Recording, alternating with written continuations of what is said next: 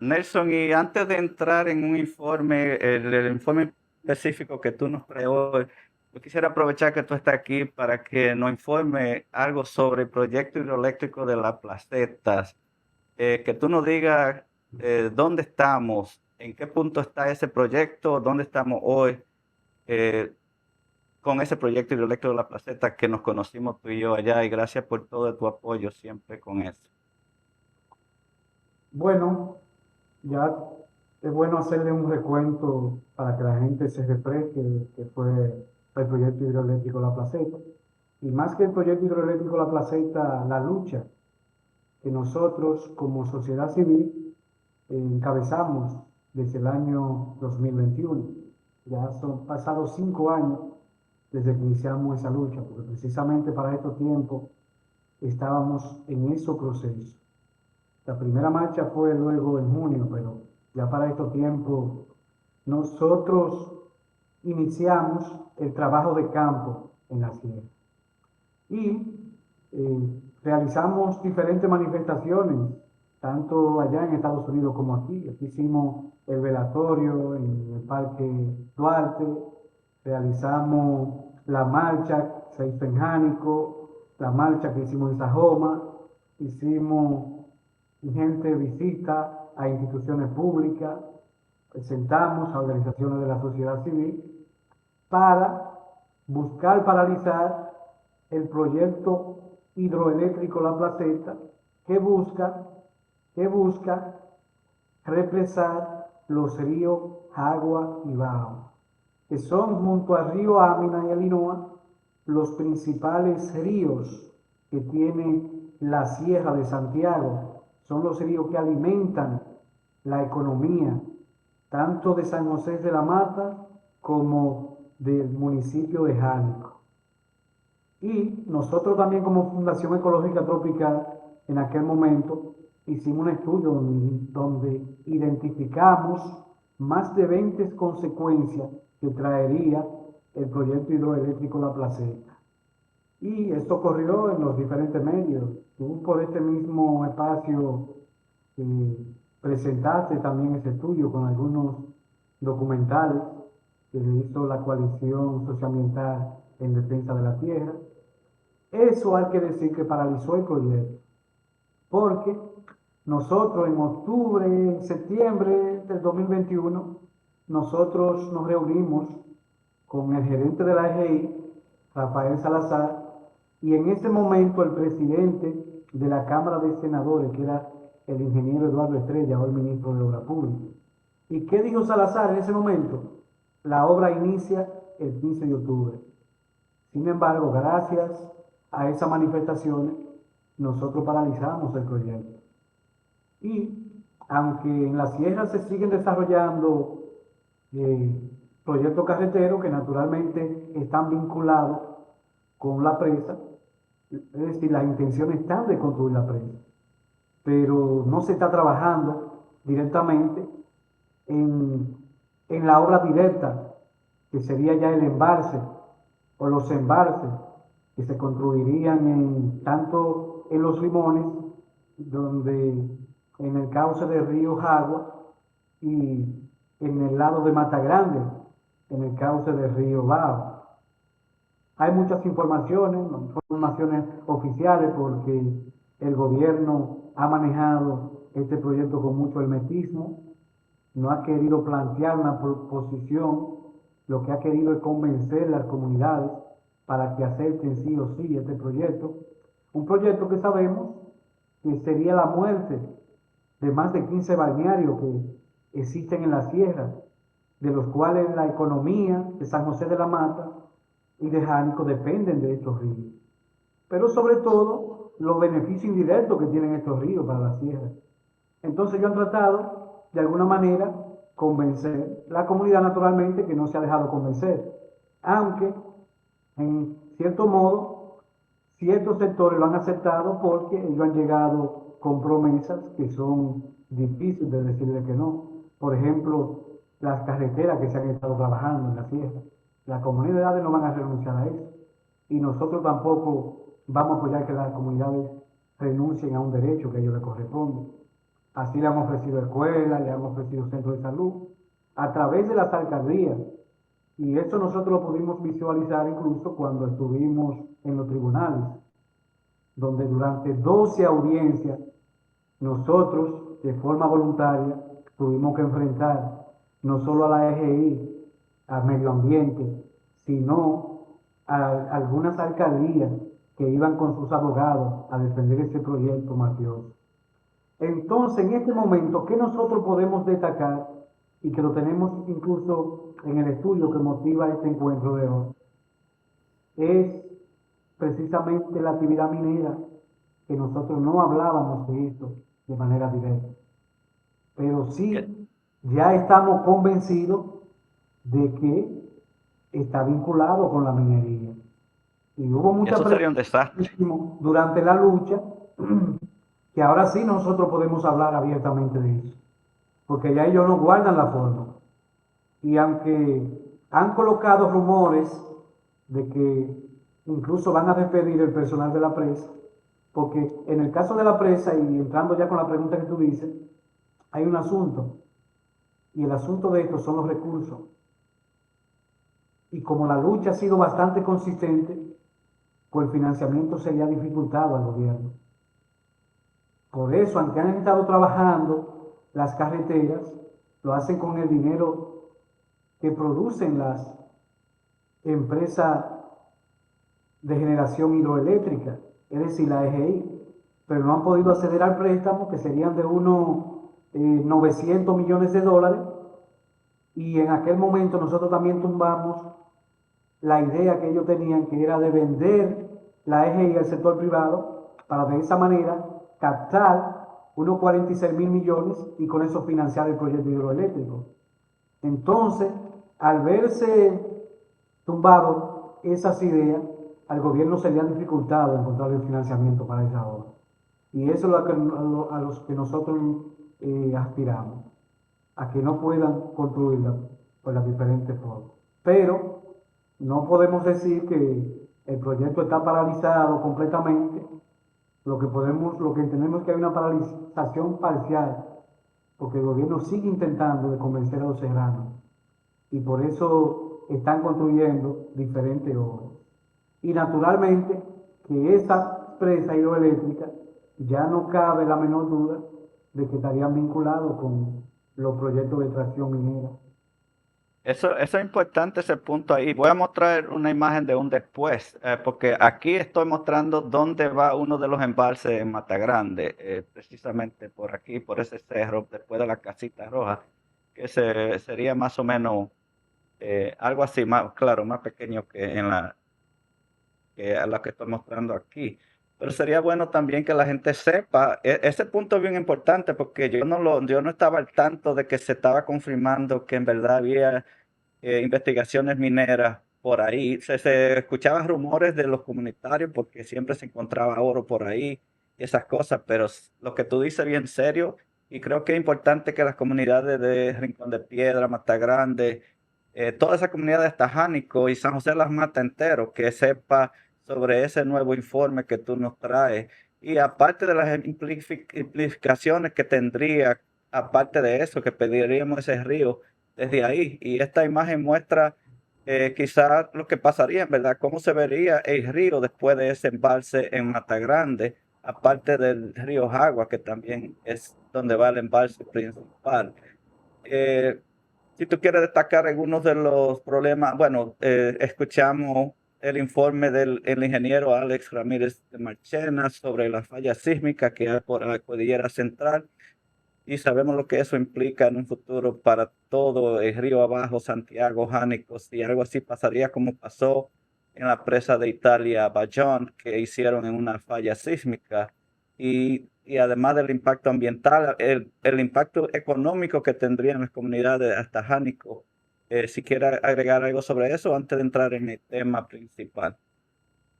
Juan, bueno, destacar en eso que los ríos, cuando se le construye una presa, jamás vuelven a ser lo mismo. Jamás, jamás, jamás. Incluso el río Yaque del Norte, que era un río a su paso por Santiago, inmenso, ha perdido esa capacidad. ¿Por qué? Bueno, porque tiene ahí varios embalses con el proyecto Tavera López Angostura. Y nosotros decimos, nos oponemos a la presa. No, no nos oponemos a la presa, porque la presa puede construirse. Porque en ciudades grandes como esta se necesitan esos reservorios de agua. Pero no podemos permitir que eso se haga en la parte alta, en zona de captación de agua, porque estamos quitándole desde el origen la capacidad que tienen esa cuenca hidrográfica. Y si le quitamos esa capacidad donde nace, pues al final no vamos a tener agua. Entonces, entre esas consecuencias que nosotros identificamos, hay problemas para el cambio climático, porque lo que se ha demostrado es que la presa disminuye la cantidad de agua, pero también aumentan las temperaturas, pero también hay emisiones, porque cuando el agua tiene contacto con los bosques que caen arriba, entonces se desprende el monóxido de carbono. Y eso tiene un impacto directamente a lo que hoy nosotros hablamos como el cambio climático. Y ahí vienen problemas de enfermedad, de la biodiversidad, y eso termina disminuyendo la agricultura y las comunidades, naturalmente, que van a tener menos producción, van a tener problemas de salud por el asunto del aumento de la temperatura, y después un conjunto de problemas ligados a eso, de salud, problemas con la alimentación, por eliminación de la agricultura, y naturalmente que todos esos problemas impiden el desarrollo de la comunidad. Las comunidades muchas veces no son conscientes de lo que sucede, pero a nivel internacional y sobre todo en coordinación con lo que viene sucediendo en la actualidad, el desarrollo de la energía eólica, la energía fotovoltaica, hay muchos países que están derribando proyectos hidroeléctricos. En España, por ejemplo, en Estados Unidos, que se han derribado más de 1.700 presas para devolverle el cauce a los ríos. Porque yo siempre digo que la gran maravilla de la naturaleza son las cuencas de los ríos. Las cuencas de los ríos ahí porque Dios derramó todo. Porque cuando tú piensas, tú combinas el equilibrio de la naturaleza, ¿en qué está? En el agua. Si no tenemos agua, no hay vida. Entonces el ciclo del agua, ¿dónde inicia? Inicia en los bosques, en la parte alta, por lo general. Y en esa parte alta es que nacen los ríos. Entonces tú ves que los pequeños manantiales, los pequeños ríos, se van uniendo y después hacen una gran cuenca. Entonces yo veo que es algo maravilloso, porque el agua cae, o vamos a hablar del ciclo del agua. El agua se encuentra en lagos, ríos, lagunas, en el mar, los océanos. Cuando le da el sol se evapora, se condensa, se pone en forma de nube y después cae. ¿Dónde? En las montañas. Entonces, algo que yo le explico a la gente siempre, y ahí yo tengo una imagen detrás, porque son dos productos que yo promuevo, el café y el cacao, que en mi campo, un campo de Tamboril, se le llaman los Amaceles, en los años 90, yo siendo un niño, yo recuerdo una zona de café, allá había más de 5 factorías que hoy lastimosamente no existen. El agua caía, octubre, eso siempre, ese ciclo, esa agua caía. Después venían los tiempos de sequía, por lo general para estos tiempos en Semana Santa. Pero el agua que se había infiltrado en los bosques mantenía ese río siempre corriendo el agua, y es el agua que llega a los hogares. Pero lo mismo sucedía en mayo. Llovía en mayo, el agua torrencial, venían los meses de sequía, que eran los más fuertes, junio, julio, agosto, pero siempre había agua. Ahora, ¿qué sucede? Que cada vez tenemos menos agua. ¿Y a qué se debe eso? A que tenemos menos bosque, tenemos menos café, tenemos menos cacao. Y cuando nosotros entonces observamos las estadísticas nacionales en materia de agua, que de eso vamos a hablar entonces, nos damos cuenta que ahí es que está el problema de la crisis de agua que nosotros estamos teniendo en nuestro país.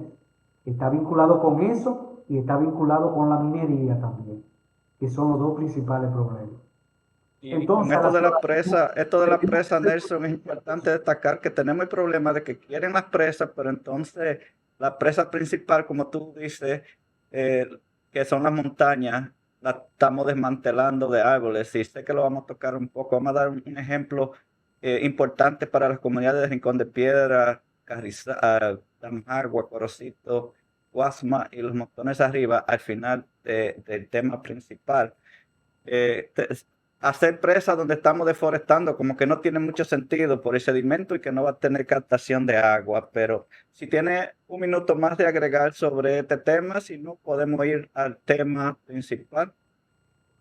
No, lo que yo quiero decirle a los serranos, debemos estar a la expectativa. El ejemplo es la desobediencia. La huelga que hicimos, esa huelga fue importante porque Jánico se paralizó en más de un 90%. Sajoma se paralizó en más de un 80%. Y eso fue un mensaje contundente al gobierno de que los serranos no quieren la presa. Los serranos quieren los ríos, agua y bajo. Y esa siempre debe ser la actitud. Y es la mejor herencia que le podemos dejar a las generaciones futuras. Hay que educar a nuestros niños para eso. En las escuelas, en Sajoma, en Jánico, hay que educar para que ellos entiendan que lo más importante que tienen esos pueblos ni siquiera son la gente, son esos dos ríos. Porque sin esos ríos no es posible la vida, no es posible el desarrollo de Sajoma, de Jánico, de Sabana Iglesia y de Santiago también. Y además de Jagua y Bao, pues también el río Ámina, que está bastante contaminado, y el río Inoa, que prácticamente ha desaparecido. Y fue donde se hizo precisamente la primera hidroeléctrica del país, en el río Inoa.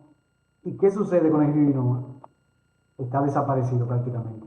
Así que a los serranos vamos a mantenernos siempre a la expectativa. Nosotros siempre estaremos acompañándolos, pero delante deben ir ustedes sobre todas las cosas. Tócate un tema de la educación y ese tema yo siempre estoy interesado en eso, que me dicen que no hay tanto apoyo en la educación en las escuelas públicas, como mucho entrenamiento, mucha educación sobre el medio ambiente. Yo creo que debería ser un enfoque tan importante con los niños, porque si lo enseñamos desde pequeños, hasta los 12 años, es que tenemos para moldearlo, para poder doblarlo de acuerdo a la naturaleza que le conviene a ellos tener para su futuro. Tú eres profesor en la Universidad UAS, hazle esfuerzo para integrar una educación más fuerte sobre el medio ambiente, la protección de la foresta en la República Dominicana. Los esfuerzos a nivel de política pública, sí, en términos teóricos se han hecho grandes esfuerzos. Porque República Dominicana, a partir de la cumbre de Río 1992, que se visibilizó en uno de los principios, estableció en esta cumbre, que el hombre es el centro de las preocupaciones y que la manera es de que la educación ambiental sea transversal, pues se han hecho muchos esfuerzos, incluida la ley de medio ambiente 6400, establece la educación ambiental. Se creó también una ley de comunicación y educación ambiental, de educación, que es la 9418, si mal no recuerdo. Pero para llevar a la práctica esas ideas, las autoridades han sido poco diligentes. Y nosotros vemos que aunque la normativa establece que en las escuelas debe darse la educación ambiental, pues no terminan de implementarse. Y las iniciativas que se desarrollan son muy aisladas, limitadas, porque solo se le dejan a las organizaciones de la sociedad civil. Y como estableció la Cumbre de Río 1992, la educación ambiental debe ser transversal. Y cuando hablo transversal, porque es una palabra se vería rebuscada, para explicarla, domesticarla, es que en todos los entornos se puede hablar de los asuntos medioambientales. Es decir, si usted como profesor está dando una clase de matemática, usted pueda vincular la matemática con la temática ambiental.